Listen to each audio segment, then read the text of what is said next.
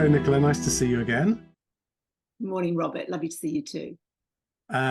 This is part of our series of Constellations Conversations, which we're posting on YouTube, and people can have a look for us on there. Today, we said we'd talk about the idea of first words, and that's going to cover all sorts of things, but that might be the very first thing that the issue holder will say in a constellation. It might predate that, it might postdate that. But tell me first, Nicola, when you have that phrase in your mind, first words, what comes into your vision, as it were? What I think about is really what is most urgent for the issue holder or seeker. So there's often something that they want to impart, and it may be clustered around how difficult the challenge is.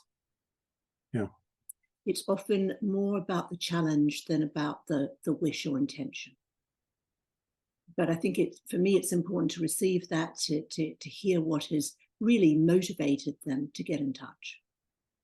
Yeah, that's interesting, isn't it? It is probably more about the challenge. This is the problem I've got, as opposed to, I want to get to this point in my life. Yeah, that is interesting. Yeah, and I've noticed, and we'll talk about what the first words actually are, well, like when the clock starts ticking from. But just to pick up on that, I've noticed that when people come and sit on the chair, the mastermind chair, they've spent quite a lot of time, usually, preparing what they're going to say. So they've got a kind of script in their minds. Now, they may deviate from that script, but they wish to present something.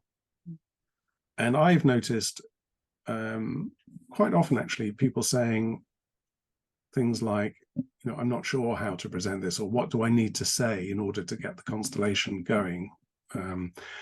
As though there's some pressure on them. There's a presentational pressure on them, as well as a kind of content pressure on them. Like they need to, if not exactly kind of cook the whole thing before, at least say, here are all the ingredients. As though the better presented it is, the easier it'll be for you or me as a constellator to address the issue. Whereas, in fact, I often find it's entirely the other way around. I'd rather a kind of messier presentation rather than a tidied up one. I love the analogy of the recipe. I would much prefer raw ingredients than something that's oven ready. Yeah. Just because the client is admitting that they feel stuck. And as a part of that, the information that they're going to give me is around really how difficult the issue is and why they're stuck, and things they might have tried before that haven't worked. And I'm sure you feel the same. We're holding a space for something else to emerge. Yeah. So we're not investing as much in the challenge, but we're incredibly curious about the movement, the solution, the transformation. Yes, exactly. I was thinking about this phrase of Freud's in relation to dreams. He talks about secondary revision. So he says, essentially, even if you wake up straight away from a dream and write it down, you've already revised it. There's no primary version. And he says, even in the dream work itself, while we're dreaming, we're already doing some redacting and editing and shaping and so on.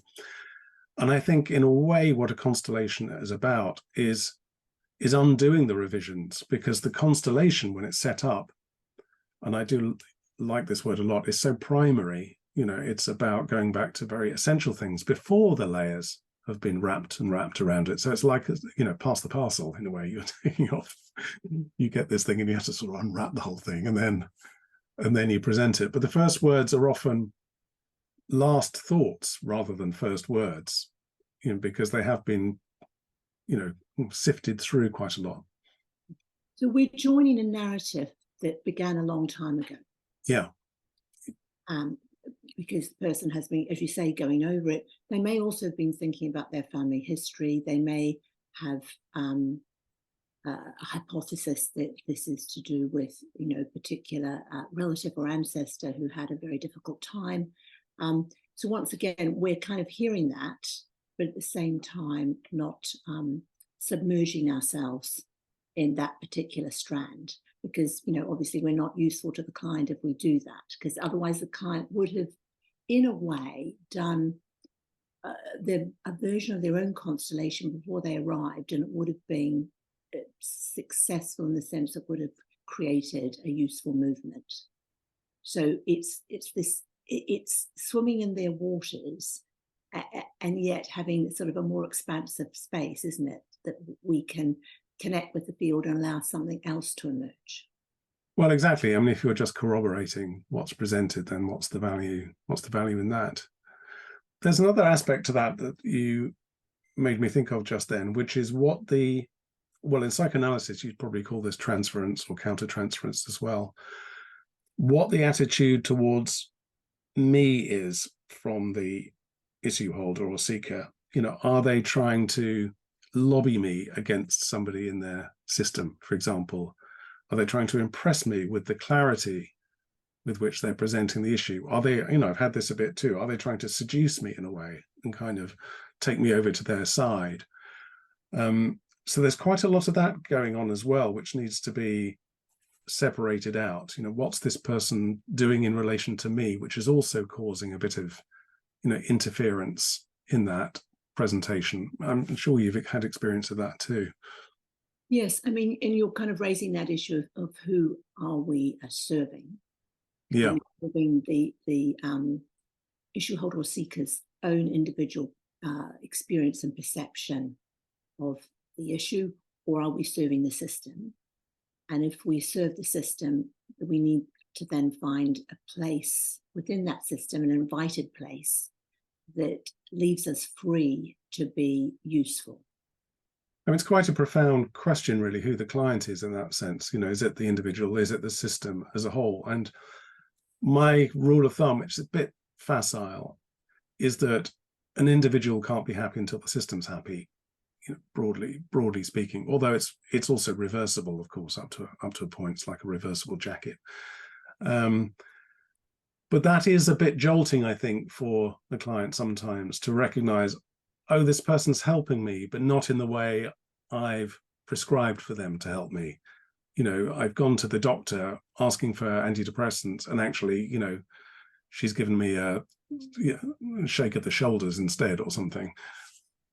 It's interesting. You made me think. I mean, what's the percentage? I'm just sort of curious about myself in this moment. Yeah. Is it that I'm 60% with the issue holder and 40% with the system, or is it the other way around? But I think there is some joining with the client. You do need what I would call a kind of therapeutic alliance, because it's quite a journey from, if we're working live, for the issue holder or seeker to walk from the circle to the, as you say, the mastermind chair. And it feels different when they sit down, because we have there's a little field around the constellator and the issue holder seeker, isn't there? There's something there that's powerful, which is why it feels different. Yes.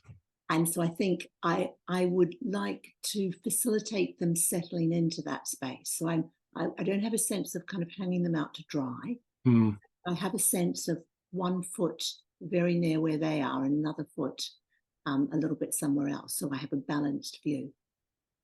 Yes, I like that. I remember actually running a constellation a few months ago with somebody, and we were essentially walking her through. She's quite an old person. We were walking through what she perceived to be the last phase of her life, and you know, how she was going to be in that last phase of her life. And she was actually quite frail and couldn't walk very well, and extremely exceptionally, I mean, I would never ever normally do this, but in this circumstance I took her hand and walked with her as she went through these steps. And I think that's probably the kind of thing that I'm getting from what you're saying, Nicola. Like, we will accompany, we might lightly hold the hand, usually metaphorically, actually, and almost certainly never physically. But it's their journey, and we are a traveller with them, with a boatman who takes them across on the ferry, sort of thing. But it is their journey. Exactly. And actually, that's a very lovely image of you holding her hand. It's because that's a human gesture of contact, isn't it? Mm. And it, as you say, you're very aware that it doesn't mean that you are now, captured Yeah, by exactly. the personal narrative. You're still Yeah. free, but you're still a human being who can recognize a need as it presents itself. Yeah. You know, when you talked a moment ago about the issue holder, gets out of their chair, crosses the room and sits next to us, one of us. I mean, we're talking about first words, but there's first data as well as the words, because we know, don't we? Well, from the moment people gather in the room from before that, actually, there's all sorts of signaling going on. And I'm often interested in the way in which people will signal that they're ready to do a constellation, do a piece of work. And sometimes they'll say, I'm ready, I'm not ready, or they'll offer and then withdraw, or say at the beginning they want to and then not put their hand up later. There's this dance of permission, forgiveness. I did a constellation again a few months ago, and I said, because I often do a very short meditation at the beginning, just 2 minutes in silence. And I said, at the end of that 2-minute silence, whoever's ready, come and sit next to me. I found that during the 2-minute silence, one person had come and sat next to me, which I thought was very interesting, because that person was, breaking the agreement unless they'd misheard it. But of course, that played exactly into their issue, which was really, in constellations terms, about give and take. This was broadly speaking, somebody who's taking more than giving. And there was a sort of very, very tangible example of somebody living out their sort of systemic rights there and then. It's like, I'm not going to wait for the bloody meditation to be over. I'm getting in their chair now. So we all opened our eyes, and there they were. That makes me laugh, because both of us have seen many a thing in a constellation workshop, and this wasn't at my workshop, but I remember we had a break, and then the workshop was going to start, and of course, rather than going on break, someone went and metaphorically put their beach towel on the chair, so they sat on the chair, so that when everyone came back, the chair was occupied. Yeah. Which is, something for a constellator. I would say also, because my therapist background comes out of that, about how you manage fairness to the group. Exactly.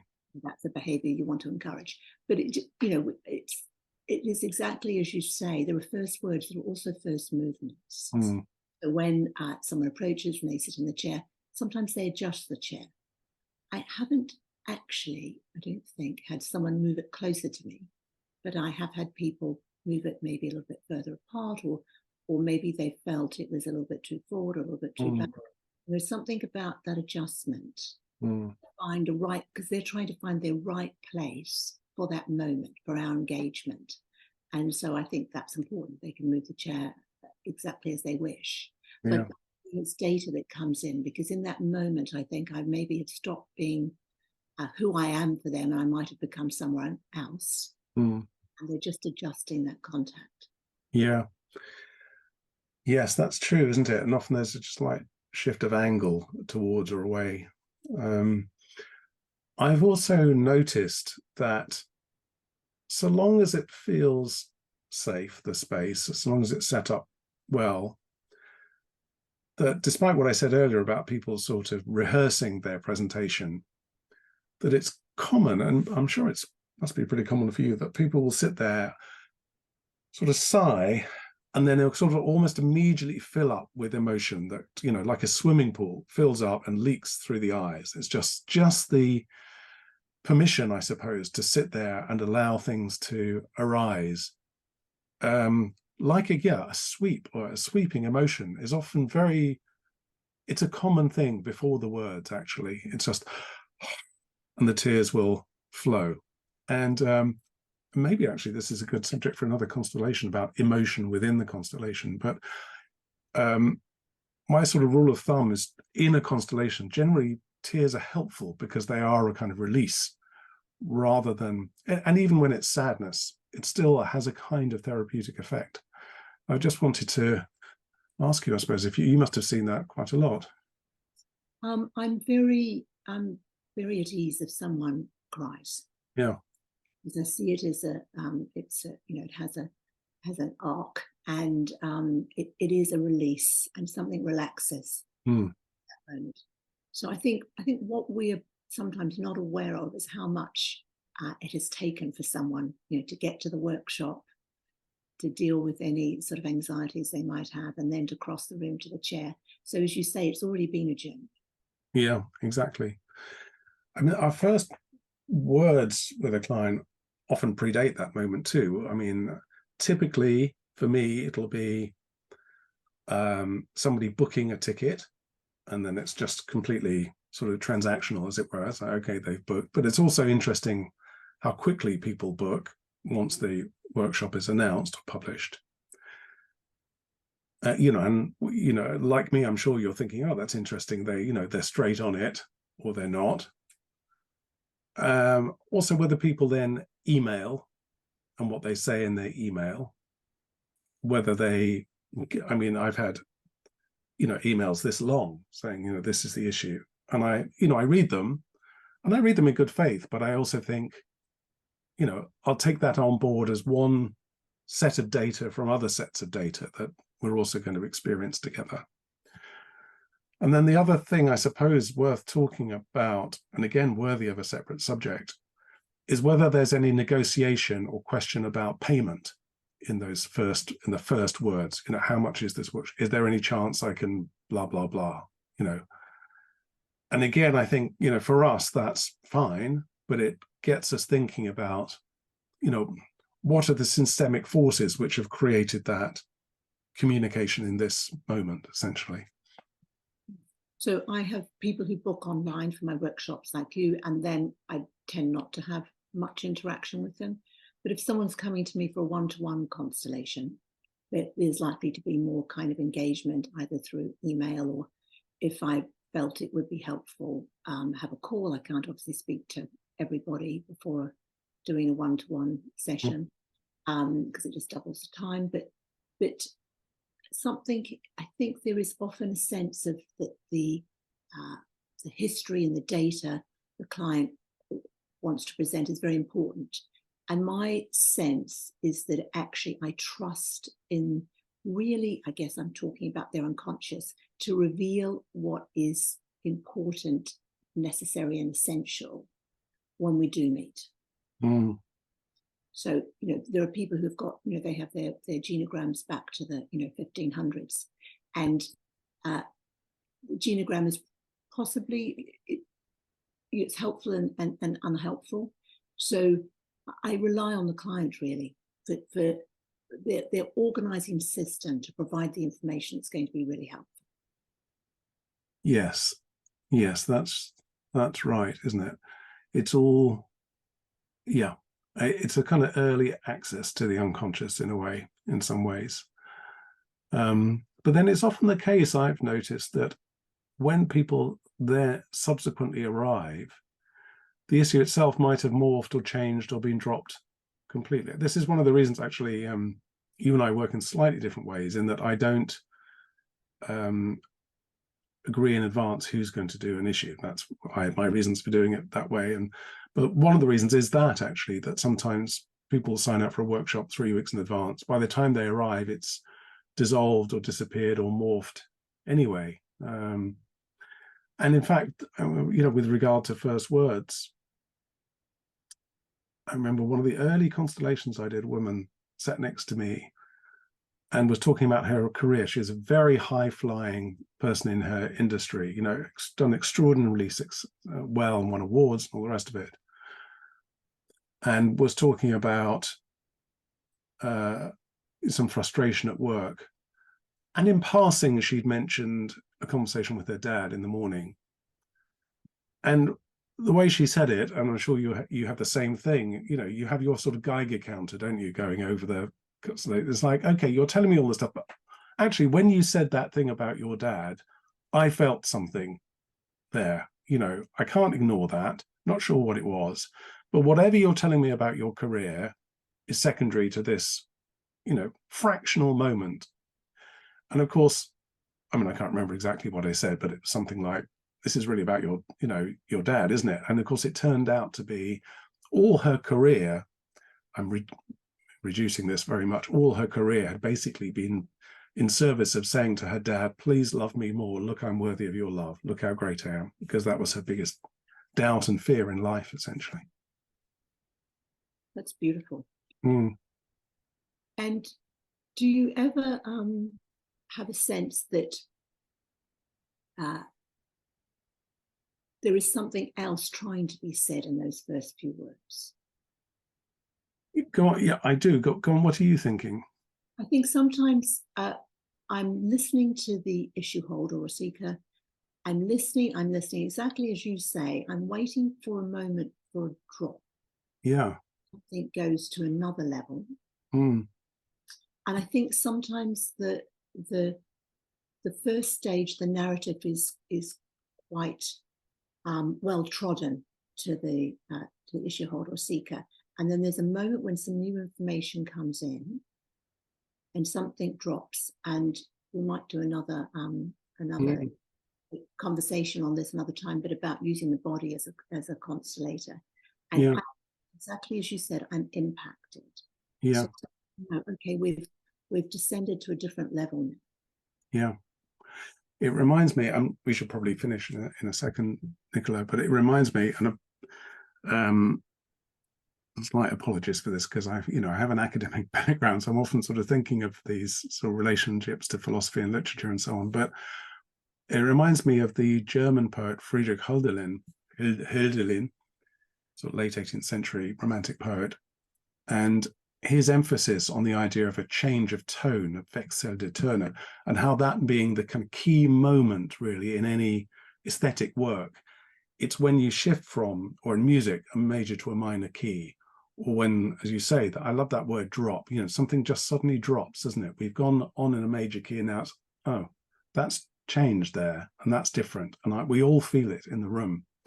And that's maybe where something gets unlocked a little bit. And I think the issue holder seeker is revealing something sort of incomplete at that moment. Yeah. So then we have something to work with. Exactly. Okay, should we leave that one there for now? We've talked about first words. I think we'll also have a conversation maybe about last images and some other things, but thank you for today. If you'd like to follow either of us, Nicola has a website. It's nicoladunnconstellations.com. It will come up on the slide after this. Mine is my name, robertrowlandsmith.com. So do follow us on there, and you can check out our other videos on YouTube, and other social media platforms are available. Thank you, Nicola. Bye, Robert.